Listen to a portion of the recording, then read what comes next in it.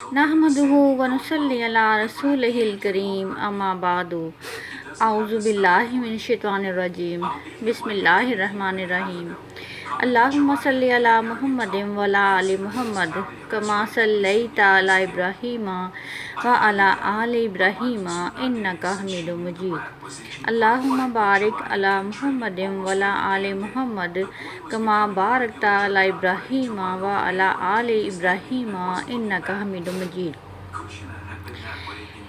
عید الاضحیٰ کی آمد ہے اور عید الاضحیٰ کا فلسفہ جاننے کی کوشش کریں گے اور حضرت ابراہیم علیہ السلام کے واقعات اور ان کی سیرت، ان کے کردار کو جاننے کی کوشش کریں گے کہ کس طرح انہوں نے قربانیاں دیں اور اللہ تعالیٰ کی ہر حکم پر لبیک کہا۔ حضرت سیدنا ابراہیم خلیل اللہ کا ذکر قرآن پاک میں کئی جگہ پر آیا ہے۔ نبی پاک صلی اللہ علیہ وآلہ وسلم نے ارشاد فرمایا کہ میں ملت ابراہیم پر ہوں۔ حضرت ابراہیم علیہ السلام کی سیرت، سوانح عمری، زندگی کے واقعات کو قرآن پاک نے متعدد جگہ پر بیان فرمایا ہے۔ اللہ تعالیٰ نے تمام اقوام کی ہدایت اور رہنمائی کے لیے 1,24,000 پیغمبر بھیجے، لیکن دین محمد صلی اللہ علیہ وآلہ وسلم میں ابراہیم علیہ السلام کا اپنا مقام ہے جو کہ نہایت خوبصورت ہے، منفرد ہے اور مسلمانوں کے لیے اسوہ نور والی زندگی ہے۔ نبی پاک صلی اللہ علیہ وآلہ وسلم نے ارشاد فرمایا کہ میں اپنے باپ ابراہیم علیہ السلام کی دعا بن کے دنیا میں آیا ہوں۔ محمد صلی اللہ علیہ وآلہ وسلم نے اپنی امت میں ابراہیم علیہ السلام کے طریقے کو جاری رکھا۔ صحابہ کرام رضی اللہ تعالیٰ نے قربانی کے بارے میں جب نبی پاک صلی اللہ علیہ وآلہ وسلم سے پوچھا کہ یا رسول اللہ یہ قربانی کیا ہے، تو آپ نے فرمایا سنت ابی ابراہیم، یہ تمہارے باپ کا طریقہ ہے۔ ابراہیم علیہ السلام کے ذکر کو باقی رکھا اور ان کے تذکرے کو دین کے اندر زندہ رکھا۔ امتیازی شان والے نبی حضرت ابراہیم علیہ السلام ہیں۔ انسان کو فطری طور پر چند چیزوں سے بہت لگاؤ ہوتا ہے، جس میں کہ گھر ہے۔ گھر سے دوری انسان کو بے چینی میں مبتلا کر دیتی ہے، کیونکہ وہ گھر میں اپنا وقت نہایت بے تکلفی سے بتاتا ہے اور اپنے اہل و عیال کے ساتھ نہایت خوشی محسوس کرتا ہے۔ اس کے علاوہ اولاد انسان کو بہت پیاری ہوتی ہے۔ یہ انسان کے لیے ایک فتنہ بھی ہے اور ایک آزمائش بھی ہے۔ جب آپ کا بچہ آپ کے سینے پر لوٹے تو آپ کو اتنی خوشی ملتی ہے کہ اگر آپ کو دنیا جہان کے خزانے بھی دے دیے جائیں تو وہ بھی اس کے آگے ہیج ہیں۔ اولاد انسان کے لیے نہایت میٹھا میوہ ہے، ٹھنڈی دولت ہے اور انسان کے لیے ایک بے بہا خوشی کی بات ہے۔ اس کے علاوہ انسان کی اپنی جان اسے بہت پیاری ہوتی ہے، یہاں تک کہ اگر جان کی بات آ جائے تو انسان بعض دفعہ حق سے بھی انکار کر دیتا ہے، لیکن اللہ تعالیٰ نے انسان کو اپنی جان کی حفاظت کی بھی تلقین کی ہے۔ اگر کوئی مرنے کے قریب ہو تو وہ حرام کھا سکتا ہے، یہاں تک کہ اس کو ضرورت ہو یا مقدار ضرورت وہ کھا سکتا ہے۔ اس کے علاوہ انسان کو اپنا وطن بہت پیارا ہوتا ہے، لیکن جب اللہ تعالیٰ نے نبی پاک صلی اللہ علیہ وآلہ وسلم اور ہماری امت کے باپ حضرت ابراہیم علیہ السلام سے یہ کہا کہ تیرے نام کے کچھ قربانی چاہیے، تو انہوں نے کہا کہ یا اللہ سب ہی تیرے نام پہ قربان کرتا ہوں، سارا کچھ ہی تیرا ہے۔ آپ حضرت ابراہیم علیہ السلام شہر بابل کے قریب پیدا ہوئے اور وہاں سے مصر چلے آئے، پھر فلسطین میں آباد ہو گئے۔ فلسطین سے آ کر خانہ کعبہ بنایا اور ان کی زندگی مسلسل سفروں میں گزری۔ سفر میں رہتے ہوئے اپنے گھر بار کو چھوڑا، دین کے لیے جد و جہد کے راستے اپنائے اور بہت کڑی آزمائشوں سے گزرے۔ انہیں نہ صرف یہ کہ اپنے گھر کے اندر بلکہ گھر سے باہر بھی جنگ کرنا تھی، ان کے اپنے چچا جس کا نام آزار تھا وہ بت بنایا کرتے تھے اور بت بیچا کرتے تھے، اور انہوں نے حضرت ابراہیم علیہ السلام سے یہ کہا کہ تم بھی میرے ساتھ اس کام میں ہاتھ بٹاؤ۔ تو وہ چچا کے رواج سے ٹکرائے اور ان کو متعدد بار سمجھایا، مگر چچا نے اپنی سوچ کو نہ بدلا اور کہا کہ تم میرے ساتھ بت بیچنے چلو۔ چچا کے ساتھ جب نکلے تو حضرت ابراہیم علیہ السلام نے بت کو گندے پانی میں ڈبو کر کہا کہ کسی نے خریدنا ہے تو خرید لو، یہ نفع دے سکتا ہے نہ نقصان، جو اپنے آپ کو نہیں بچا سکتا وہ تمہیں کیا بچائے گا۔ چچا نے کہا کہ تو میرا کاروبار چمکا رہا ہے یا تباہ کر رہا ہے۔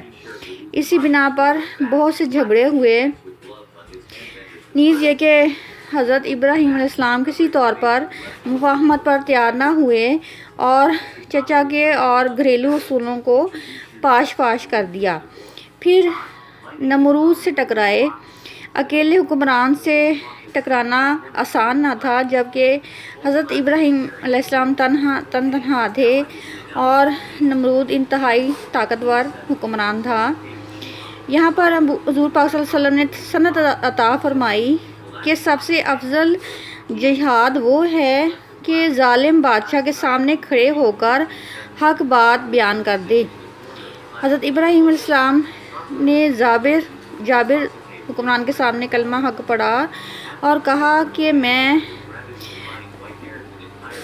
کہا جب نمرود نے کہا کہ میں رب ہوں تو آپ نے فرمایا کہ میرا رب تو وہ ہے جو زندہ کرتا اور مارتا ہے۔ چنانچہ آپ نے ہمیشہ حق کی بات کی۔ جب نبی پاک صلی اللہ علیہ وسلم سے یہ پوچھا گیا کہ قربانی کیا ہے تو آپ نے کہا کہ تمہارے باپ کی سنت ہے، اور فرمایا کہ ان کو خوش دلی سے اللہ کی راہ میں قربان کرو۔ قیامت کے دن یہ اپنے بالوں کے ساتھ، اپنے سینگوں کے ساتھ اور اپنے کھروں کے ساتھ آئیں گے، سواریاں بن کے تمہیں پل صراط سے لگائیں گے۔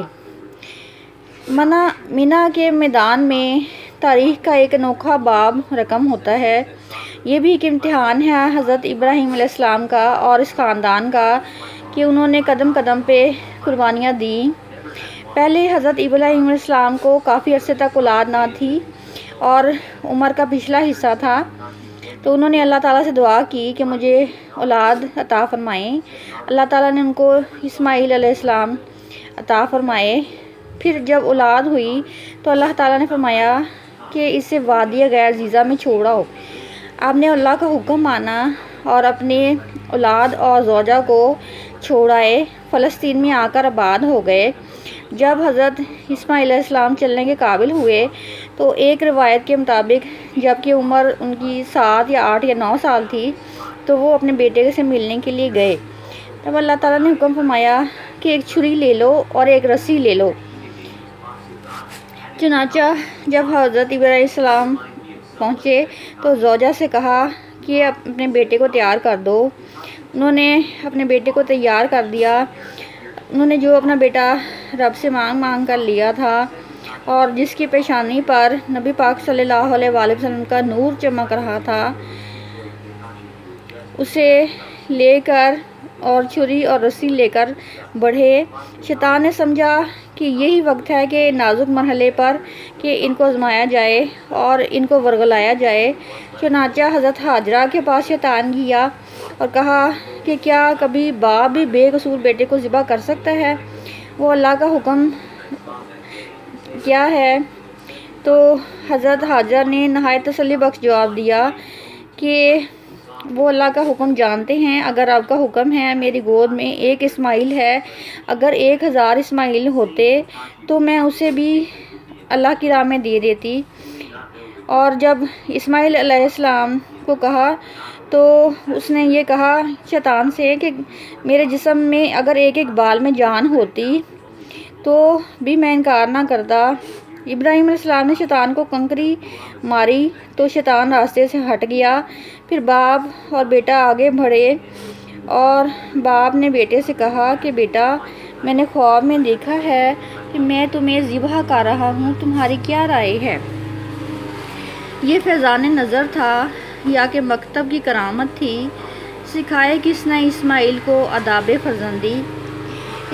ابراہیم علیہ السلام کے بیٹے اسماعیل علیہ السلام نے کہا کہ اے ابا جان، جو بھی حکم ہو ذبح کا،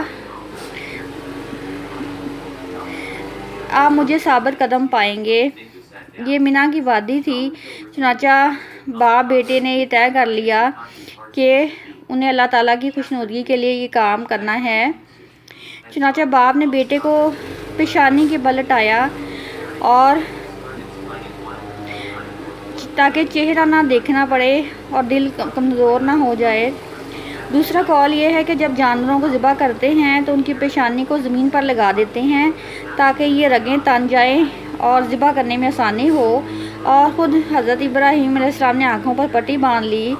سعادت مند بیٹے نے کہا کہ مجھے رسیوں میں جکڑ لیجیے، ایسا نہ ہو کہ میں تڑپوں اور آپ کو اللہ کا حکم پورا کرنے میں دیر ہو جائے۔ پھر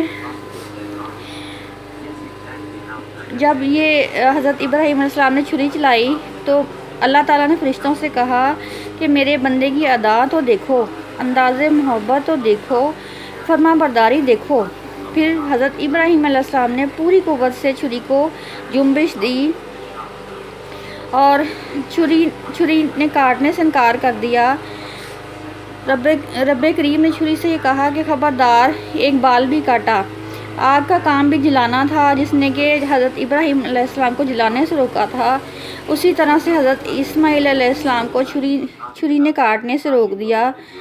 جب حضرت ابراہیم علیہ السلام نے دوبارہ چھری تیز کی، حلق پر چھری رکھی اور اپنا سارا وزن ڈال دیا، مگر منظر بدل چکا تھا۔ وہاں پر ایک دمبا تھا، ان کا بیٹا نہیں تھا، اور حضرت جبرائیل علیہ السلام پاس کھڑے تھے۔ پھر وحی نازل ہوئی کہ اے ابراہیم علیہ السلام، تو نے واقعی خواب پورا کر دکھایا۔ ہم اپنے بندوں کو یوں ہی صلا دیا کرتے ہیں، تمہارا امتحان پورا ہو گیا ابراہیم۔ ہم نے تمہاری سنت کو قیامت تک کے لیے باقی رکھا۔